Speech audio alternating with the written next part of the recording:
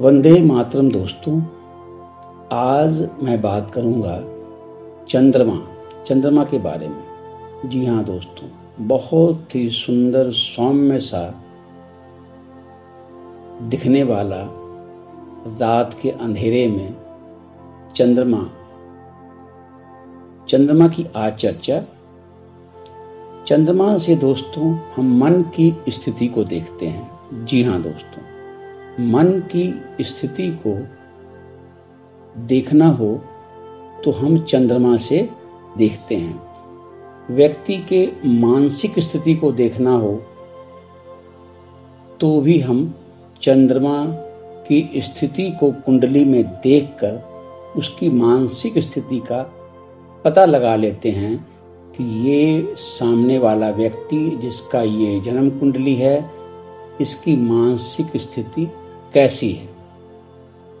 चंद्रमा को विशेष रूप से ध्यान में रखकर जब चंद्रमा को हम बहुत गौर से देखते हैं कि चंद्रमा पापकत्री योग में तो नहीं है, चंद्रमा पर शुभ ग्रहों की दृष्टि है, कि चंद्रमा अपनी उच्च राशि में है, चंद्रमा स्वराशि में है या चंद्रमा अपनी नीच राशि में है, इन सारे विषयों को बहुत गौर से देखते हैं तो हमें चंद्रमा से व्यक्ति के मन की स्थिति का, उसके मानसिक स्थिति का पता लग जाता है, क्योंकि चंद्रमा से हम व्यक्ति के मन को जान पाते हैं।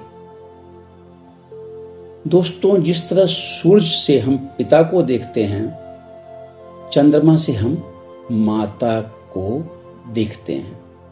यदि किसी व्यक्ति की जन्म कुंडली में D1 चार्ट में चंद्रमा की स्थिति बहुत अच्छी है तो हम कह सकते हैं कि उनकी माता की स्थिति अच्छी है। चंद्रमा की स्थिति को देखकर हम निर्णय करेंगे व्यक्ति की मानसिक स्थिति को, व्यक्ति के मन की स्थिति को। व्यक्ति में कितना मनोबल है। दोस्तों, ये जीवन चक्र जो है मिला है हमें, ये मन से ही चलता है। यदि आपका मनोबल उच्च हो तो आप जीवन में हर परेशानियों को पार करते हुए इस जीवन को हंसते हंसते अपने समय को व्यतीत कर लेते हैं। यदि जन्म कुंडली में चंद्रमा अच्छी स्थिति में है तो जीवन की हर परेशानियों से वो इंसान हंसता खेलता निकल जाता है। और यदि चंद्रमा पापकत्री योग में है, चंद्रमा नीच राशि में है और चंद्रमा पर पाप ग्रहों का प्रभाव है, तो फिर व्यक्ति के लिए जीवन में छोटी छोटी कठिनाइयां भी बहुत बड़ी महसूस होती हैं, बहुत बड़ी लगती हैं। छोटी सी बातों में बहुत शीघ्र घबरा जाने वाला व्यक्ति होता है वो, जिसका चंद्रमा निर्बल होता है। तो चंद्रमा से हम व्यक्ति के मनोबल को देखते हैं। इस चीज का मनोबल का कारक चंद्रमा किसी व्यक्ति के चेहरे पर कितना तेज है, कितना ओज है। अगर उसके मन में, चित्त में प्रसन्नता होगी, आत्म बल होगा, तो निसंदेह व्यक्ति का चेहरा चमकता हुआ होगा। तो इसलिए चंद्रमा यदि कुंडली में अच्छी स्थिति में होगा तो उसके मुखमंडल पर एक अलग सी आभा होगी। तो हम मुखमंडल को देखकर भी चंद्रमा की स्थिति को बगैर कुंडली देखे भी जान सकते हैं कि व्यक्ति का चंद्रमा अच्छी स्थिति में है। जो सामने वाला व्यक्ति के मुख पर एक अलग तरह का तेज है, मुखमंडल पर तेज, इसका मतलब यह हुआ कि व्यक्ति की जन्म कुंडली में चंद्रमा बहुत शुभ बैठा हुआ है। जी हाँ दोस्तों, जीवन में व्यक्ति को प्रसन्नता मिलेगी या दुख ज्यादा मिलेगा, इस बात की स्थिति को देखने के लिए कुंडली में सबसे ज्यादा महत्वपूर्ण है कि हमें चंद्रमा की स्थिति को देखना। यदि दोस्तों चंद्रमा की स्थिति बहुत अच्छी है तो जैसा कि मैंने अभी कहा कि जीवन में बड़ी से बड़ी परेशानियों में भी वो व्यक्ति किंचित मात्र भी परेशान नहीं होता, यानी कि उसकी प्रशंसा, खुशी हमेशा बरकरार रहती है।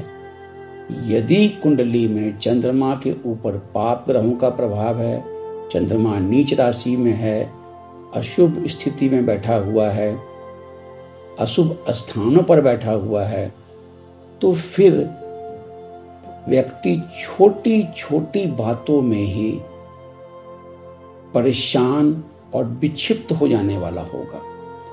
तो सीधा सा मैं कहूं कि यदि प्रसन्नता का कोई कारक ग्रह है, जीवन में कितनी खुशी मिलनी है, इसका कोई कारक ग्रह है तो वो है चंद्रमा। चंद्रमा की स्थिति को देखते हुए हैं हम जीवन में व्यक्ति की खुशी की स्थिति का पता लगा लेते हैं। ट्रैवलिंग, जी हाँ दोस्तों, यात्रा को भी देखना हो तो हमें चंद्रमा की स्थिति को देखना होता है। यात्रा का कारक ग्रह भी चंद्रमा है और चंद्रमा की स्थिति को देखकर हम व्यक्ति के यात्रा के बारे में बता सकते हैं कि इनके जीवन में कितनी यात्राएं करनी लिखी हुई हैं और किस कार्य हेतु इनकी यात्रा होती रहेगी। इस बात का निर्णय भी चंद्रमा की स्थिति को देखकर हम करते हैं, यानी कि यात्रा का कारक ग्रह भी चंद्रमा को ही माना जाता है।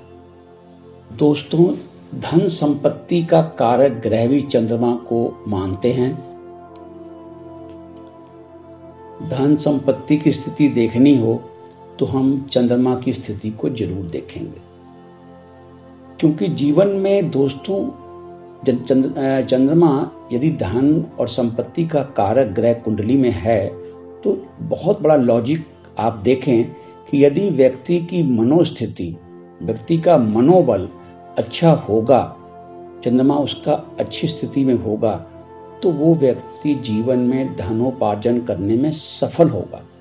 और जो व्यक्ति में मनोबल नहीं होगा तो वो निराशापूर्ण माहौल में रहेगा, तो वो जीवन में धनोपार्जन करने में भी असफल रहेगा। तो सीधा सा ये लॉजिक है कि यदि चंद्रमा कुंडली में अच्छी पोजीशन में है तो हम उससे धन और संपत्ति को भी देखते हैं। धन और संपत्ति का भी कारक चंद्रमा को ही हम देखते हैं। चंद्रमा की स्थिति को देखकर हम धन और संपत्ति के बारे में भी जान सकते हैं। दूसरे लफ्जों में धन और संपत्ति का कारक चंद्रमा को हम मानते हैं। चांदी को भी चंद्रमा से देखते हैं दोस्तों, मोती चंद्रमा से। तो इन जो मैंने बातें की, इन सबों को चंद्रमा से देखा जाता है। तो अब मैं बताऊं कि आपको कि चंद्रमा कौन सी राशि इसकी स्वराशि है, किस राशि में ये उच्च का होता है और किस राशि में ये नीच का होता है। बहुत महत्वपूर्ण जानकारी।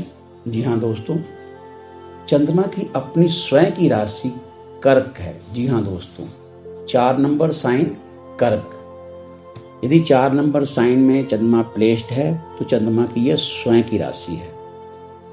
2 नंबर राशि वृषभ। वृषभ में चंद्रमा उच्च का माना जाता है। जी हाँ दोस्तों, और वृश्चिक यानी कि 8 नंबर साइन, 8 नंबर साइन में चंद्रमा नीच का माना जाता है। चंद्रमा वायव्य कोण को प्रतिनिधित्व करता है। जैसे कि सन के बारे में मैंने बताया कि सन ईस्ट का विचार हम सन से करते हैं, तो वायव्य का विचार हम चंद्रमा से करते हैं। दोस्तों, अंत में मैं ये भी बता दूं आपको कि चंद्रमा जहां बैठता है वहां से 7वें घर को सीधी दृष्टि से देखता है। जी हाँ दोस्तों, चंद्रमा जहां प्लेस्ड होता है वहां से 7वें घर पर इसकी पूर्ण दृष्टि होती है।